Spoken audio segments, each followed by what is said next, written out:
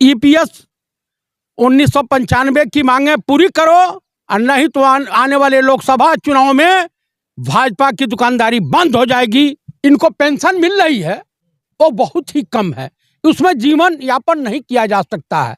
अगर ये सड़क पर उतर जाए, इनको दिखाई दे कि 2024 से पहले ये आंदोलन बड़ा विकराल रूप धारण किए जा रहा है, 70 लाख नहीं करोड़ों की संख्या में लोग होंगे। भाई हेमा मालिनी आश्वासन समिति की चेयरमैन है। मोदी जी जुमलेबाजी के गुरु हैं कि अगर इस तरह का आंदोलन आप लोग कर रहे हैं तो बहुतायत संख्या में पूरी दिल्ली को चारों तरफ से जाम कर दीजिए। आप आंदोलन करें, जब तक बच्चा रोता नहीं है मां दूध नहीं पिलाती है। देश की सरकारें तभी झुकती हैं जब जनता इनके खिलाफ खड़ी हो जाए। कई लाख करोड़ इन्होंने उद्योगपतियों का कर्जा माफ कर दिया, किसानों के तरफ इन्होंने अंगुली उठा के भी नहीं देखा। इस देश की जनता 500,000 रुपये में अपना वोट बेचती है।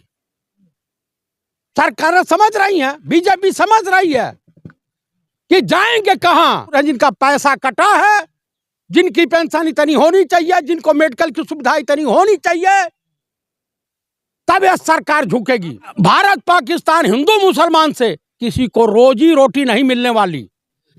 श्रम मंत्रालय के अधीन रेहड़ी वाले, पटरी वाले, असंगठित मजदूर जो हैं, ये तमाम इसी श्रेणी में आते हैं। चाहे वो प्राइवेट कंपनियों के हों, प्राइवेट लिमिटेड कंपनियों को हों, पेंशन के नाम पर इनकी कटिंग होती है। लेकिन जो 95 से इनको पेंशन मिल रही है वो बहुत ही कम है, उसमें जीवन यापन नहीं किया जा सकता है। कम से कम इनकी पेंशन 10,000 से नीचे नहीं होनी चाहिए और इनको मेडिकल की सुविधा बुढ़ापे पे मिलनी चाहिए। लेकिन मोदी सरकार जिस तरीके से किसानों के आगे घुटने टेकी, जिस तरीके से ड्राइवरों के आगे घुटने टेकी, अगर ये सड़क पर उतर जाए, इनको दिखाई दे कि 2024 से पहले ये आंदोलन बड़ा विकराल रूप धारण किए जा रहा है, 70 लाख नहीं करोड़ों की संख्या में लोग होंगे। इस तरह के जो मजदूर हैं श्रम विभाग के, हेमा मालिनी से मिले बता रहे हैं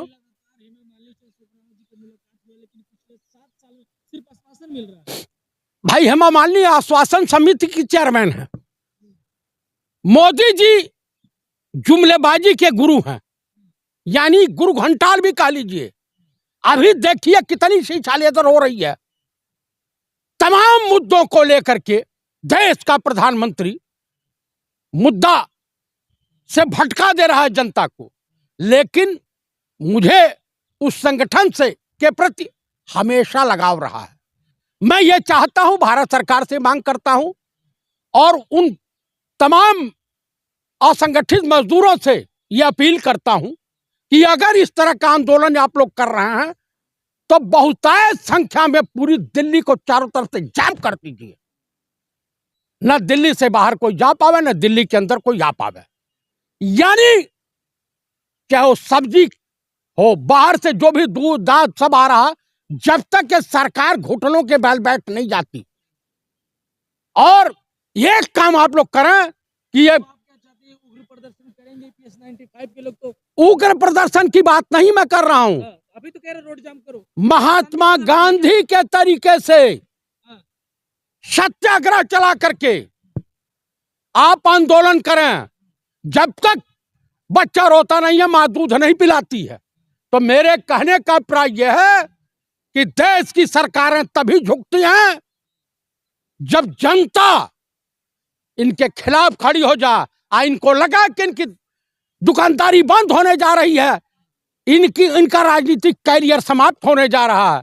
नहीं तो ये बताइए, कई लाख करोड़ इन्होंने उद्योगपतियों का कर्जा माफ कर दिया, किसानों के तरफ इन्होंने अंगुली उठा के भी नहीं देखा। आप कब तक धर्म के नाम पर देश की जनता को बरगलाते रहेंगे? देश आर्थिक रूप से दिवालिया हो चुका है लगभग। देश का प्रधानमंत्री और उसके तमाम अंधभक्त कहते हैं कि देश मजबूत हाथ में। देश मजबूत हाथ में नहीं, ये कायर के हाथ में है। आप आए दिन देख रहे हैं मजदूर बेचारे क्या करें।